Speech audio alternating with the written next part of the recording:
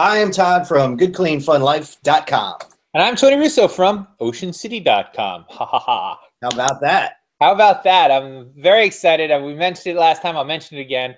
New gig, working for OceanCity.com.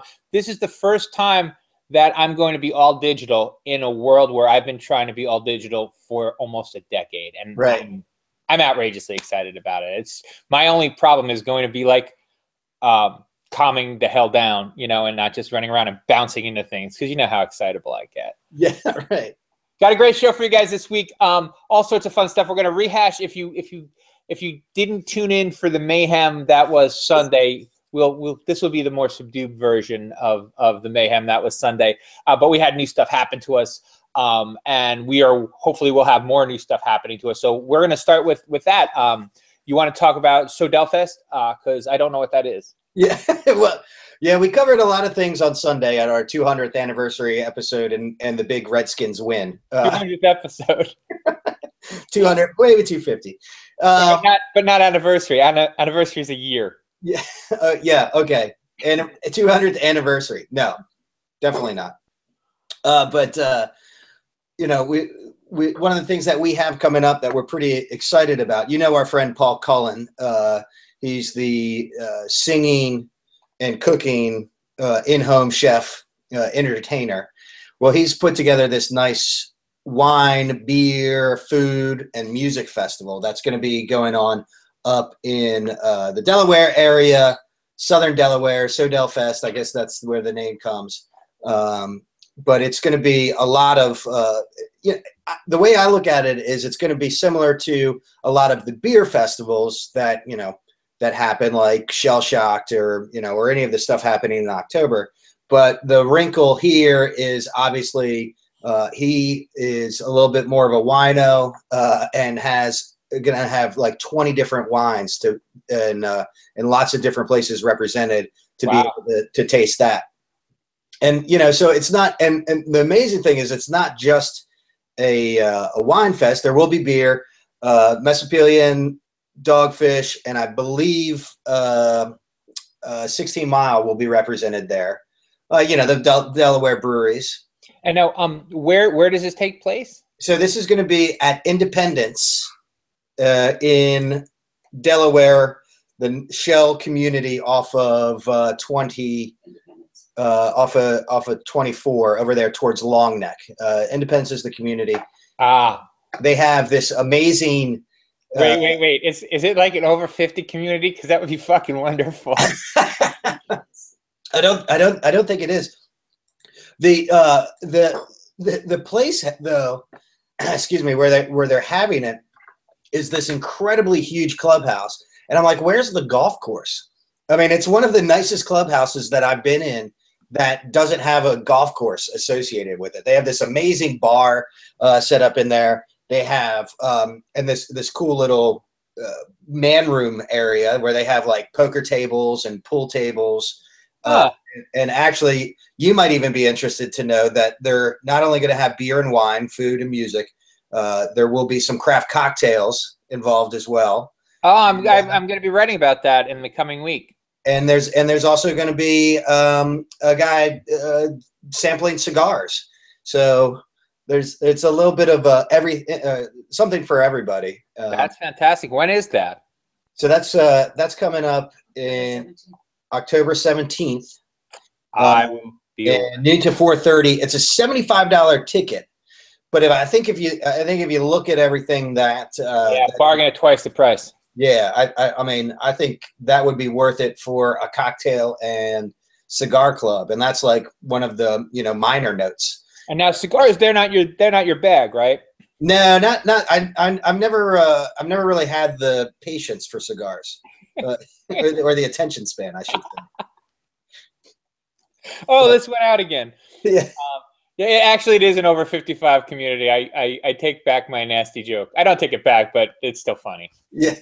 It was very nice. I was just looking at it while you were talking about it. The cool thing about events like this is it gives people a taste for, it's like cultural learning. It's like, because you're saying he's kind of a wino, and one of the things that occurred to me is that you know what?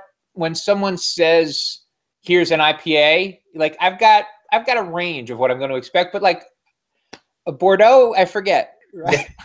You know, what's the difference between, you know, I know what a Cabernet, like if you say this is a Cabernet and you pour it and I drink it, I'll be like, yes, this is a Cabernet. But if you just poured me a wine and I had to guess, right. I mean, it's weird. Like I would guess an IPA from a, I don't know, from a stout, right?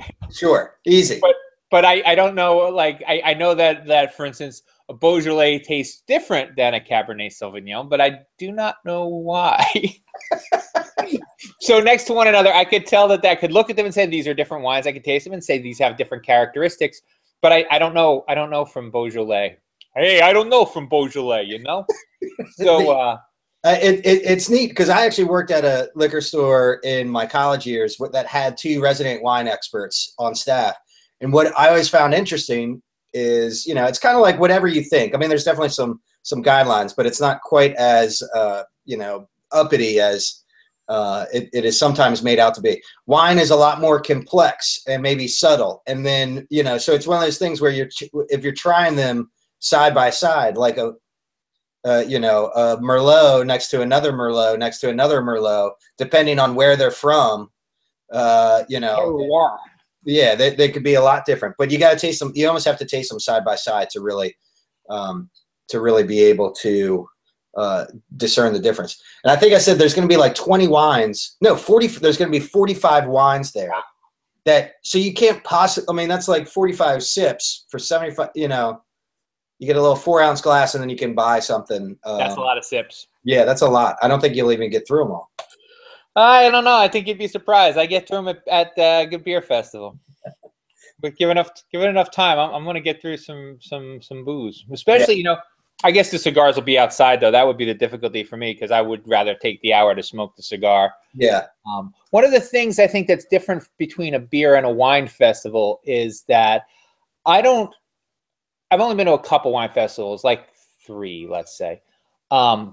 And I don't appreciate them in the same way. Like the beer festivals, I like to burn through as many beers as I can. The wine festivals, I tend to taste wine until I find one I haven't had before that I really like. Then I buy a bottle and sit down and drink it. You know what I mean? It's just, it's more for me that, so if I went to this, I'd taste 4, 6, 8, whatever. I get, oh, this is a good one. Give me that bottle. Give me my cigar. Find me outside. You know, I'm gonna go sit and listen to my brother Brian Russo, who's gonna listen to my brother Brian Russo. Very exciting. I haven't laid it on him yet. I haven't really done it much, with the exception of here. I haven't promoted my new job socially yet. I think I'll probably do that next week.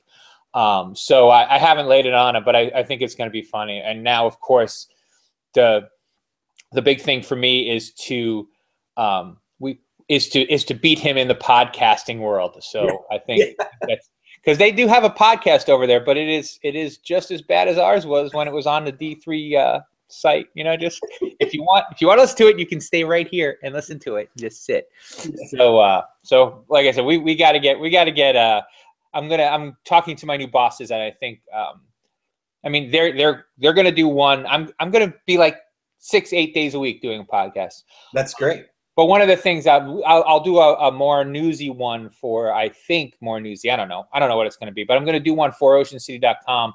But I'd also like to see about doing an audio version of the Todcast, so people can subscribe and then we can win. Like I love having competition. One of the things I was complaining to my boss about a couple of weeks ago is that we're the only paper in the area, so there's no competition, and it makes things different. Like nobody's ever like, why didn't you get that story? Because, you know, yes, because I just pick the stories that I get, and I don't have to explain if someone beats me to a story. And the idea of, I mean, I'm not doing hard news. I'm barely doing soft news, but the idea of competing for eyes instead of just assuming that people are either going to buy it or they're just going to be ignorant. You know what I mean? It's different. It's exciting. Well, competition breeds success. So I think that's a good thing. And I love that. Brian is over there, and I know that he's got some ideas. I'm looking forward to creating the moniker of Mr. Tony Russo, Mr. Ocean City. I just really want to push that as a thing, because there'll be so many people. I always have this vision of you standing in front of the pizza place. Yeah, waving, right. Be like, everybody knows Tony Russo. Oh, Mr. Ocean City. Nope, not that Tony. Nope. Yeah, I think I might need a boater. I'm gonna get a skimmer, a boater. What are they called? The hats. Yeah. The straw hats. I need a boater, maybe a white suit. I think that would. Yeah, we're gonna build you up as Mr. Ocean City. Mr. fucking Ocean City. That's me. So there is that, and that is fun stuff to do. You'll also be going to Dewey Goes Pink. Yeah. That seems like a breast cancer thing. Yes, not surprisingly. Let me take a shot in the dark here. It's cool. It's the fifth anniversary, and they've already raised over $100,000 for the Breast Cancer Coalition of Delaware. Everything staying locally. It is a 5K run. They do it the Starboard style, because it originates at the Starboard and finishes there. And unlike most 5Ks that start, 7 o'clock in the morning and you're done and there's something like that, they start at noon so that everybody can go out and have a good time on Friday night, listen to some music, have some drinks, have a good time in the morning. And then they run it at noon, and then they have a pig roast for 2,300 people. It's pretty outstanding, a big undertaking that got washed out this past weekend, but it's going to be happening this coming weekend. And there's a story that goes with that. The Starboard has some sort of connection with, did someone there have breast cancer? Or? Yes, yeah. Monty, the owner's mom, was a survivor for about 20 years. And, he tells a story about when, some of her last days, she's passed away. She basically said, I think this is something you should do, or you should do something for this organization. A bunch of my friends have benefited from it. I've benefited from it. And at the time, he happened to be working out with this guy, Adam Howard, at the Body Shop, which is a workout place up there. And they're running along the boardwalk, and they're like, hey, let's do a 5K. So 5 years later, there's 2,500 people involved, and it is it's a major fundraiser for the Breast Cancer Coalition of Delaware. So it's pretty neat. Very, very cool. And I don't want to. Yes, I do. So I'm gonna. It's better than the coma. I don't trust the coma. And seems like an awfully large. It seems like they might just be like, like the conspiracy theory is that they are actually just pink dye manufacturers. Yeah.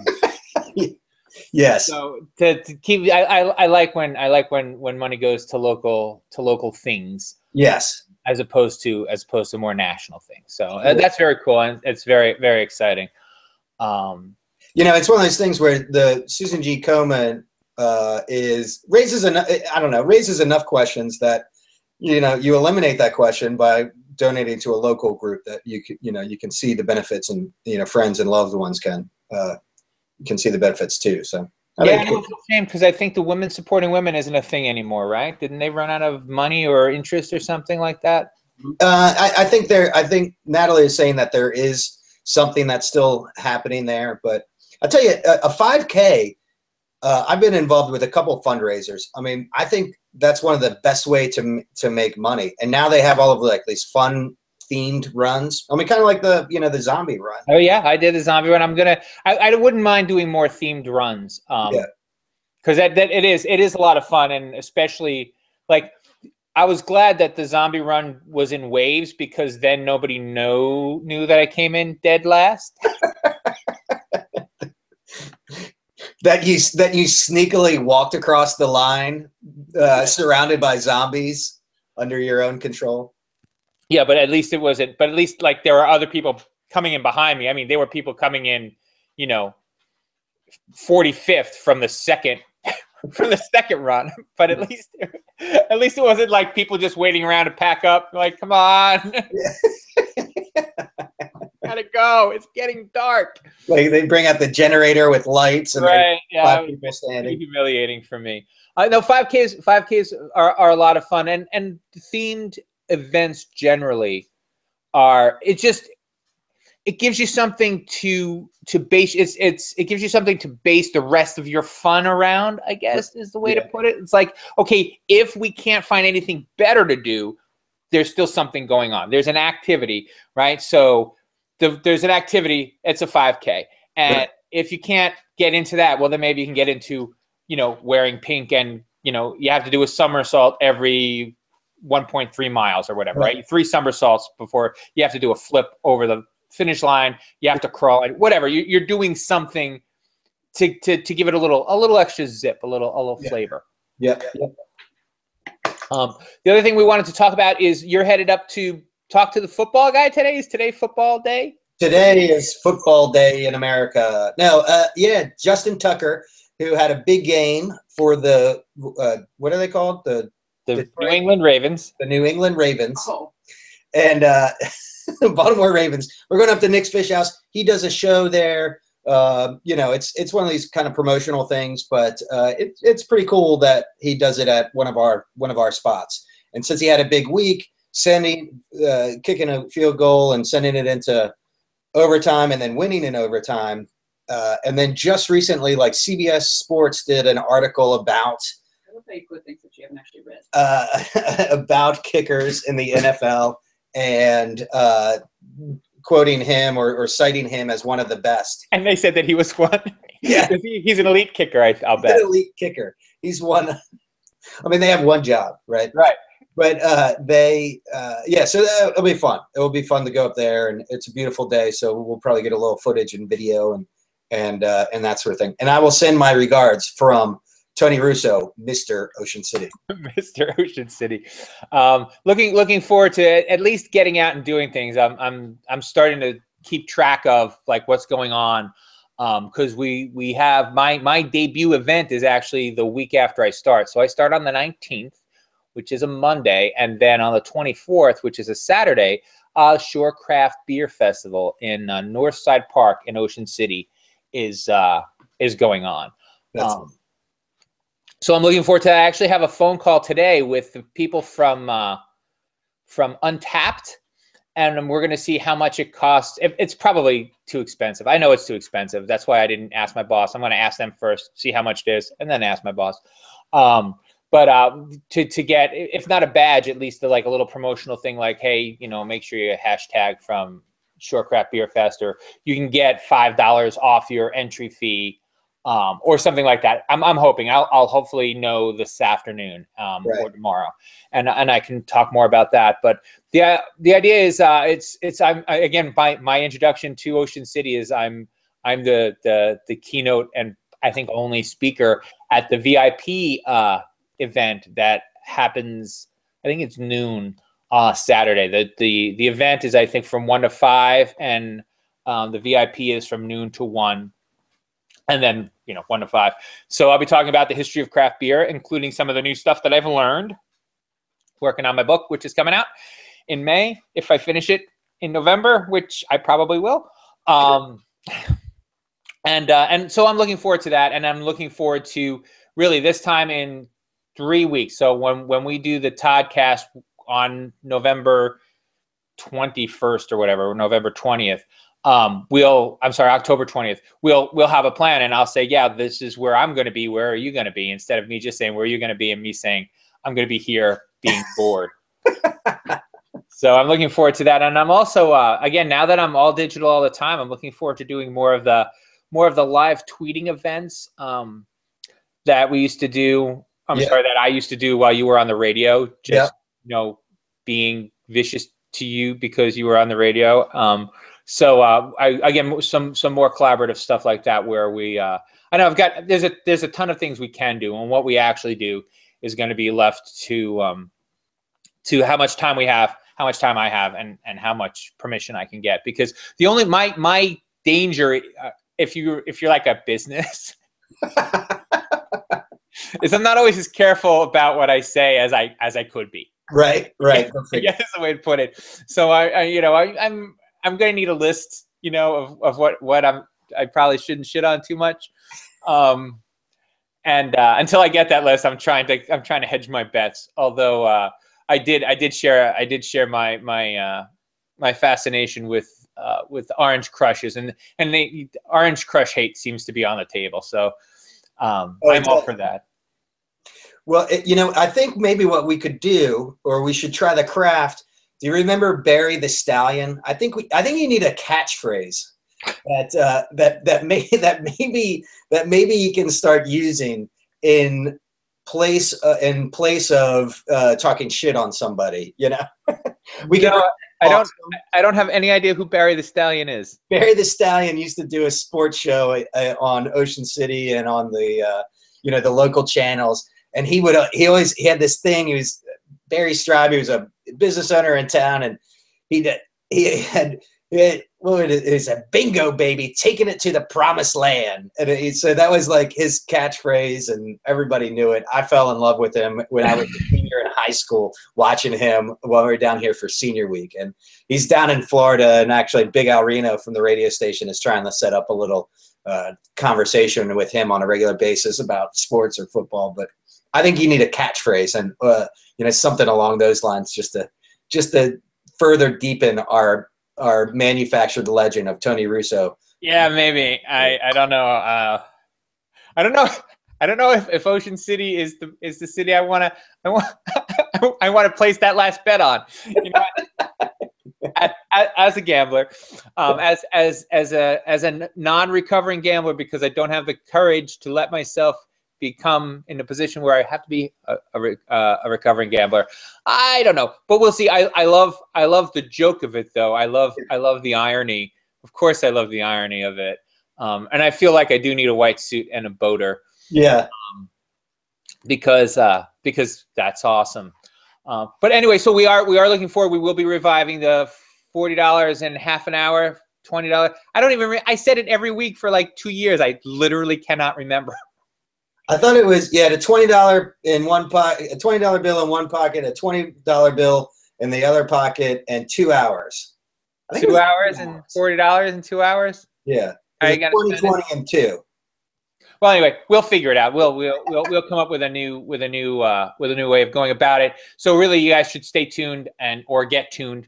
Tell your friends, because all of your friends gather around your computer screen at 9 o'clock every Tuesday morning for some real excitement. Yep. But anyway, yeah, we're gonna get all that worked out in the coming weeks. Very excited to start at oceancity.com. Nice. And we didn't get to the Storify page, and I don't care a lot. I only put it together this morning. Although there are some fun stuff. So if you care to follow me on Storify, it is my name backwards, OSSURYNOT. Me socially all over is OSSURYNOT. We didn't get to the beer tasting, so let's talk about the beer tasting and Brian's post real quick, and then we'll wrap it up. Yeah, well, so we had of course the beer tasting here at the Crowbar was well attended, and even had some people that don't normally come over, some randoms as it were, show up, and we opened a 4-year-old bottle of Bunker C, and it was great. And it was very tasty, and happy to do it. And then Brian Brushmiller took a picture of me holding the bottle and posted it to his Instagram and then the brewery's Facebook page. And it was funny. I mean, it was very nice. There was, beer was flowing and a lot of love was being shared back and forth. And so his post said something along the lines of, I met this guy 5 years ago when, he wanted to document Burley Oak, coming together. And then he went in to say, and 4 years ago, we brewed a bourbon barrel. We aged a bourbon barrel porter. Then we bottled it. And then, but he kept saying we, and it sounded like maybe was more involved in stuff because I'm holding the bottle. And so at the end of the day, tons of engagement on Facebook. I got a message this morning from some random person that said, I didn't know Burley Oak was yours. and much more engagement than Burley Oak has had on Facebook post in a while. So I thank Brian for making me internet famous, even though I've spent all of this time trying to make him internet famous. Yeah, trying to make him internet famous. So well, you should have sold that person some shares of Burley Oak. Say, oh yes, absolutely. If you want in, send me a check, and we can make you an owner. We can make you a part owner. You can have all my shares. As you should have said, well, you can have all my shares. You can have all my shares. Send me $50, and you can have all my shares in Burley Oak. Yep. Very cool. Well, until next week, may Todd, let's try this. Okay. Until next week, may Todd give you the sense to live in a small town. We'll see. I'm sorry. So, may Todd give you the sense to live in a small town. We'll see you next week at happy hour. Cheers. Cheers.